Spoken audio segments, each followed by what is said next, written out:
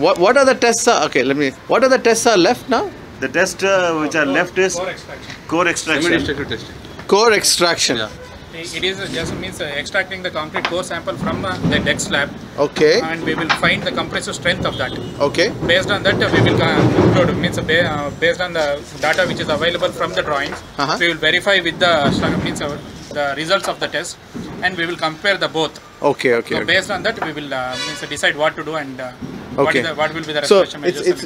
it's basically a chemical test of. No. It is a compressive strength test. But it will be on samples that you. Yeah. Yes, it is almost the cube strength what we will be getting. Whatever the cube strength will be there, the in situ test. This is the in situ concrete. We'll be knowing the exact strength of the concrete with this test. Oh, so you'll take the core and subject it to. The core will be taken. It will be capped on the top and bottom to the required material. And as per Indian IS standards of IS 456 and IS 516, we subject it to compressive test, and the result is compared with the results what we have got with ultrasound and rebound hammer. Okay. Which will help us in analysis. Right. So all these steps are very important. And we have taken the concrete samples for the laboratory test, in which we will find what is the carbon means chloride present in that, sulfite and pH. I see. It will be determined in laboratory. Okay, sir. Okay. And also physical dimensions we are measurement by manually and take the measurements and all. Okay. Means all the structural members are physically measured.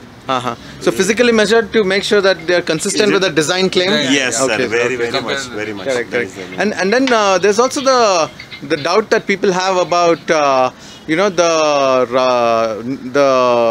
bearing between the big girder here, the big beam and the pillar over there. So in between that there is a rubbery material. Could you tell us something about that? There is this rubbery material. It is for just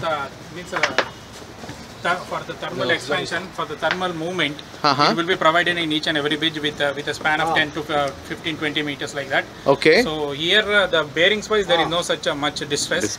Only thing is it is completely covered with the dust and this thing which has been penetrated through your expansion joints, and it is accumulated all around your elastomeric bearing. Okay. So it has to be cleaned. It has to be periodically maintained actually.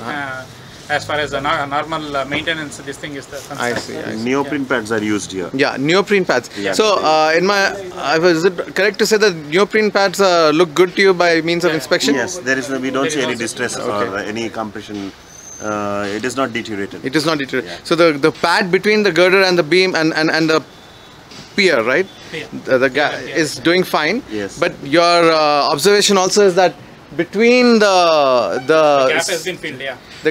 Between the spans, the expansion joint has been filled with rigid and soft materials. Okay. Which should not be there. Which should not be there. Okay, it right. Should be free enough to move easily. It should be free enough to move easily, and so there is one issue there. And while we were here, we saw the bridge, at least this span, kind of vibrating nicely and also making noises we have some observations which we cannot. Yes, it may be premature to conclude. Based on the details, means we have taken so far. Based on that, we can conclude. We need to do a lot of further observations. After that, we will be able to conclude. So it may well be the case that the vibrations are within normal limits also. It might be. It might be. We hope it should be within the limits. Okay, right. Okay, great, sir. Thank you so much. Thank you, sir. From Bangalore to Chennai, it's been inspected and restoration has been proposed by us, and it has been working nice, and now they are going from 4 lane to 6 lane, or they are extending it, and for the extension also we have given the scheme for yes. So I am very happy to see the vast amount of experience that you have in this field, and so you are confident that I think the plan is for you to do 2 spans, no? Yeah. Is there any with just 2 spans, is it enough to conclude that the bridge is okay, you think? Or? Means it will be constructed in a regular uniform way. So if it has 2 of them out of 5, it will be much enough. All right. And even whatever the structures we do testing, it will be 30% of the structure. Yeah, that is the random test what we do. It's a random test in random locations. Okay.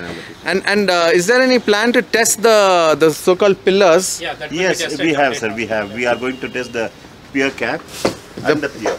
That is the one bottom. This is the we have asked them to clean it and provide a platform Hopefully they'll be doing it tomorrow or Okay. the day after. So- They'll be coming back and So the the day or two they will test. So the idea there is to clear that Yes, sir. vegetation there. yes. And so will you go down to the bottom of the? not to the bottom, sir. To the surface which is easily available there.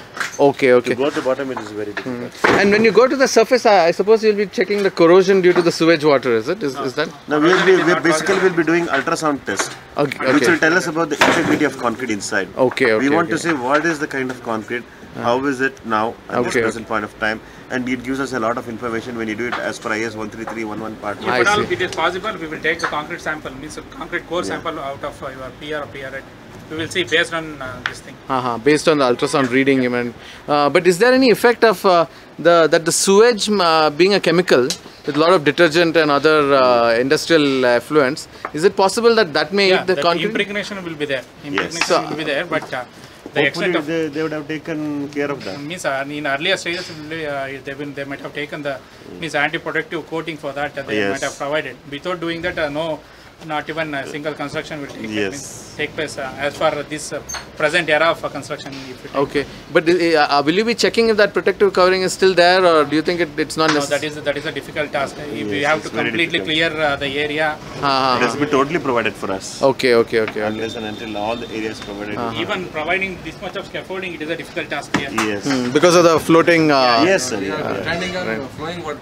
So it's very interesting to see that that the scaffolding is actually moving up and down because it's standing. Yeah. Yeah, water flowing, underwater flowing Yeah. vegetation. Right. It is. We are actually standing on hyacinth, on dried hyacinth, and You can see the You can breathing see the effect. movement. and you can see that as he's pressing it, The floating effect is seen. the little the foundation over there of the scaffolding is moving up and down because it's actually on top of water. We are all standing on top of water and on top of hyacinth, on top of water. I can, what I can. Yeah, right. So, yeah, thank you. That's very nice. Okay, I think I have everything.